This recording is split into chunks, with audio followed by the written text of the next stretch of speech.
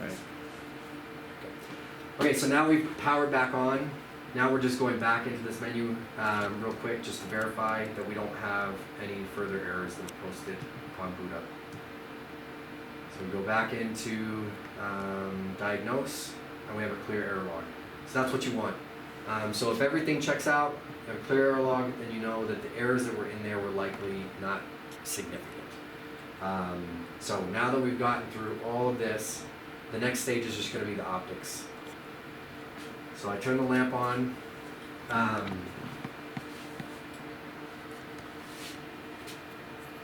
So with optics, first and foremost, the first thing I would be checking is eye cups. So I'm going to go around and make sure that there's no surface tears on the eye cups, that they're not dried out, that they're not falling off, like in the case of this one, it's kind of ripping off. Same deal. Any sort of problem, any sort of strike against these eye cups, they're just getting changed out. So I say there's wear and tear on the eye cups. OEM suggests replacing eye cups annually. See below for pricing. The fact of the matter is that Zeiss says that you should change them out every 6 months. That seems a little excessive. So what I do is typically I'll do annually. If I come at the annual PM and these eye cups are in perfect condition, I don't mess with them, they're fine.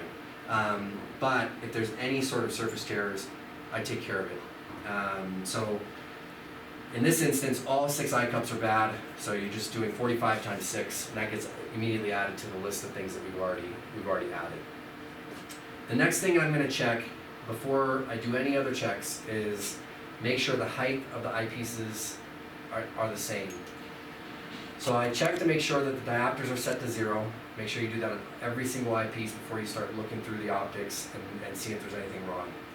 The next thing is if they're both set to 0, I want to make sure that the overall height of the eyepieces are the same. Especially on the Leicas, that this happens on Zeiss 2, the numbers can shift, and then all of a sudden 0 is actually not 0. You might be putting it 0, but it's at 1 or 2. If you see that, if there's a height discrepancy from one eyepiece to the next, you can go around to all the other eyepieces and see which one is wrong. And then once you find which one is wrong, then I replace those eyepieces. In this instance, the height of the eyepieces is the same, so we're good. So, each binocular has its own fail points, and typically there are areas where it's being aligned. That's where it's at its weakest point, because that's where the alignment screws are at. These, as everybody knows, get beat up pretty heavily. So there's a couple different things that are worth noting. Hold on real quick.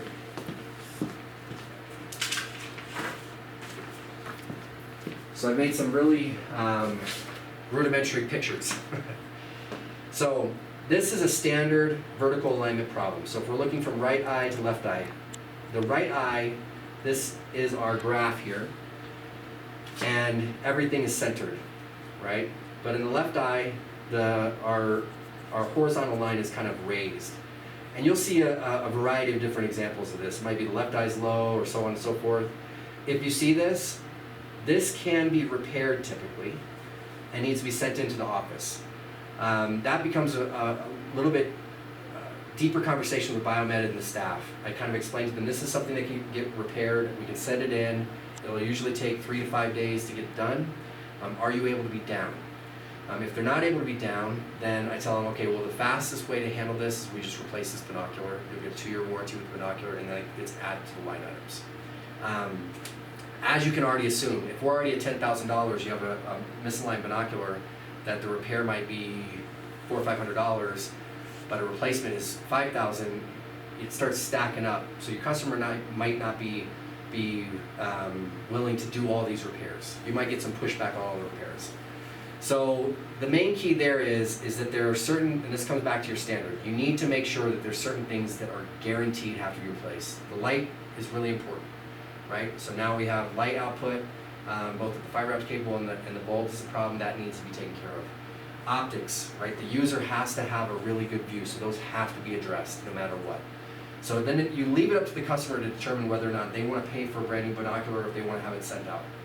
So up and down alignment can be addressed, and this is what it'll look like. And I'll go over how to see this in a moment. A skewed alignment looks like this, where the right eye here, our horizontal plane is good and straight, but the left eye, it's tilted, skewed just a little bit. And this is usually a prism problem. On the 30-150s, what happens is this gets hit, the eyepiece gets hit as they're going through a door, and this prism plate here gets bent or cracked. So that's another thing that you can check.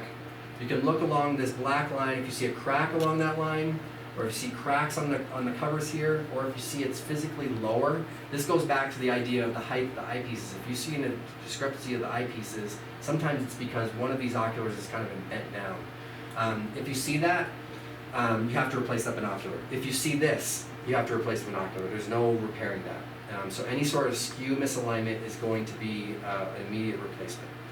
The way that I explain that in the service report is I say the binocular has a skewed prism misalignment.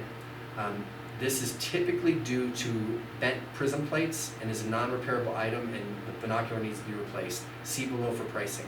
Once again, there's no should, there's no suggesting.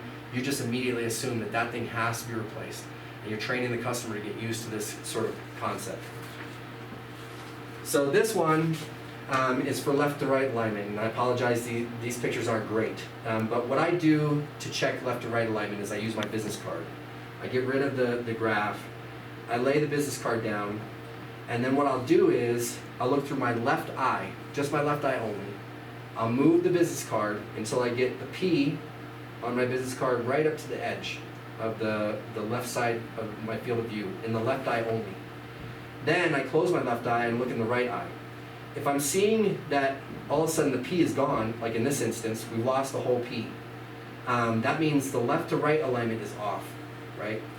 So this is a little bit more, our eyes aren't as sensitive to this because we can cross our eyes. We have muscles in our eyes to cross them. So what I usually do is if I see a full letter on the large Prescott's missing, that's enough for me to say that it needs to be sent in for repair. If it's half of a letter, it's okay.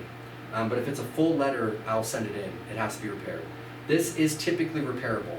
There are some instances when the office gets it, they're going to say, hey, actually, it's not repairable, especially in the case of 3150s. They might come back and say, you're going to have to replace it. So those are the three major optical alignments on any binocular.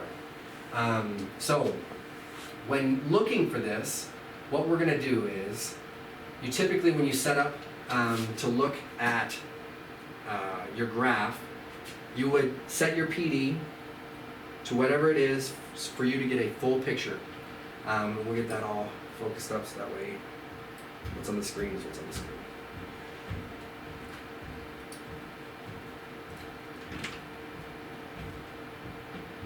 So a couple things. You want to parfocal the microscope first. So zoom all the way in.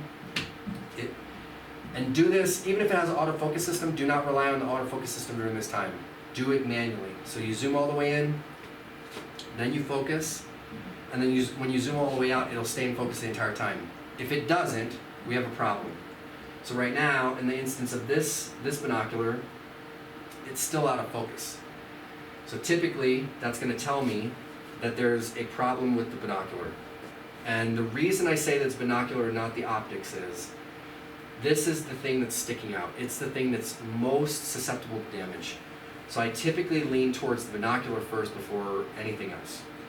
So if the focus is out, then you know there's a problem. Usually if it's focus issues, it's going to be these eyepieces again, that they've been misaligned for some reason. If it's a question, send the whole binocular in, let the office determine what's wrong, if you can't get to a clear determination. So you parfocal the microscope, then you look through there to get a nice full image with both eyes.